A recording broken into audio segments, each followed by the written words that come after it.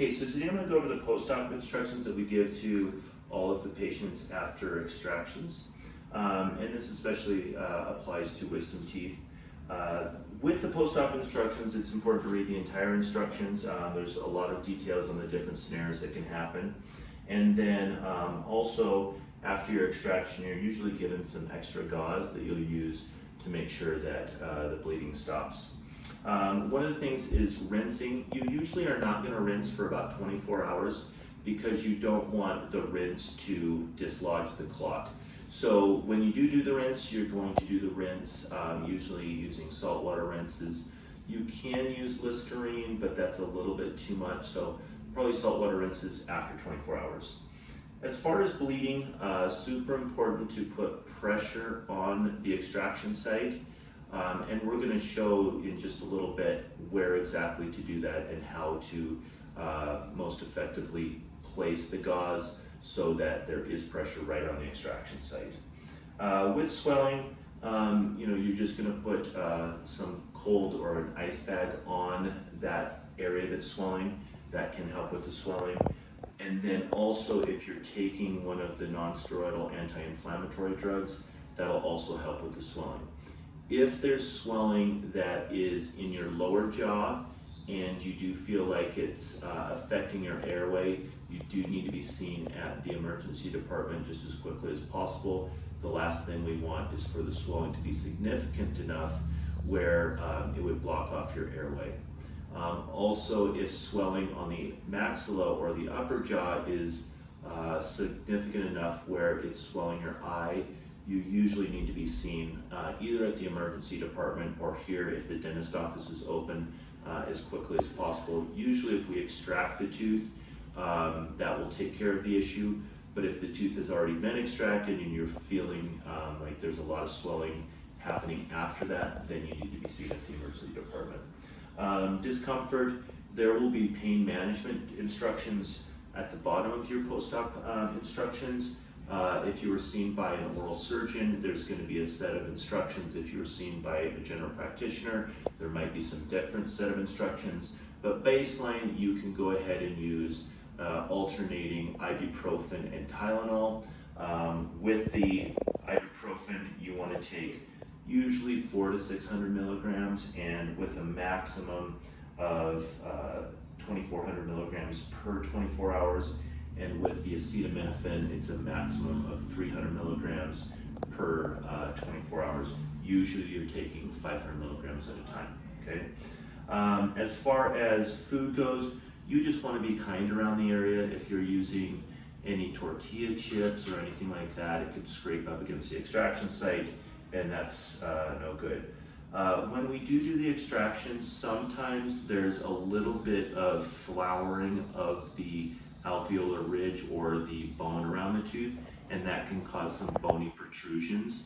Usually that's not an issue because over 6 months it's going to remodel and become rounded, but if one of them does poke out through the skin, it's usually not a big deal.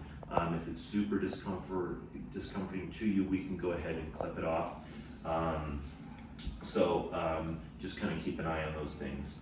As far as infection goes, usually if the tooth was taken out because of infection, we may or may not give you antibiotics. Antibiotics really are for more of systemic infection, meaning you're having post-operative fevers or chills, not really for localized infections. But talk with your provider if you're super wanting the antibiotics, and we can provide those to you, but usually we don't prescribe those to you unless we see a reason for it to be prescribed. Usually with a simple extraction, we're not going to have a post-operative appointment. If there has been a complication or your general practitioner or oral surgeon has requested you to have a post-operative appointment, they will schedule that usually a day or two afterwards just to make sure that you're going in the right direction. So we're going to show here too how to pack the gauze in your extraction site so that it's most effective.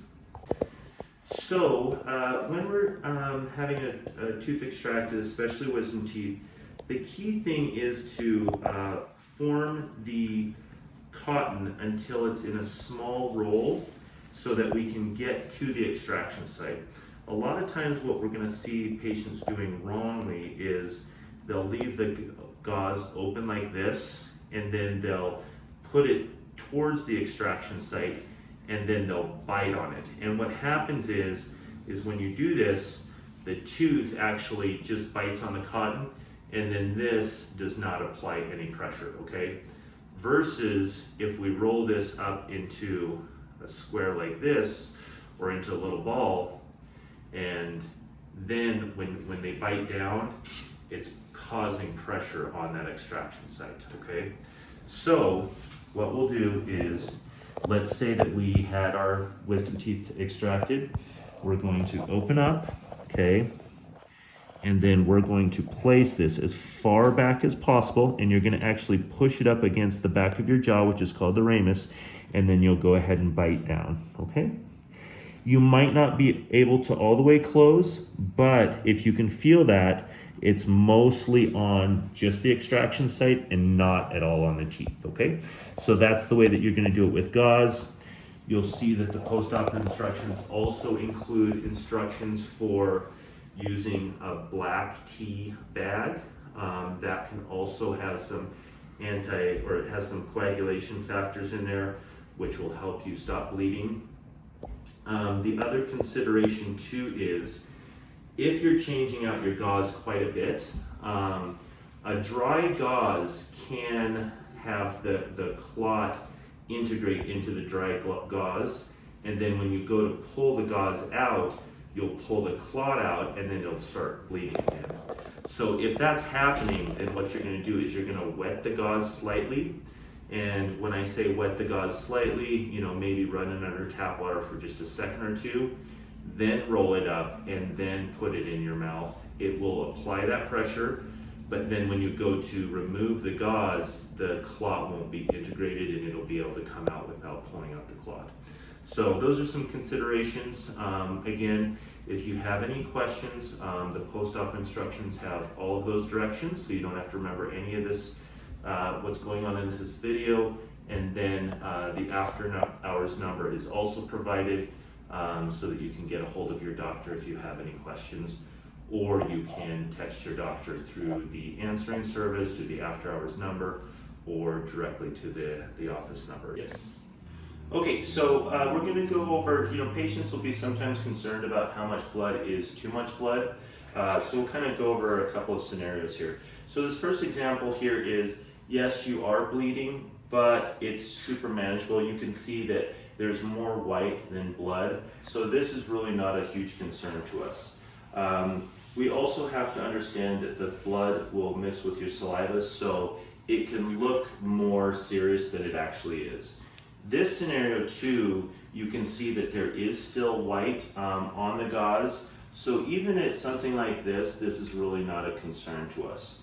On something like this, you can see there is still a little bit of white on the gauze. There might be still a little bit of blood. But if you're changing this out and it's, every half an hour it looks like this, that's not too big of a concern yet.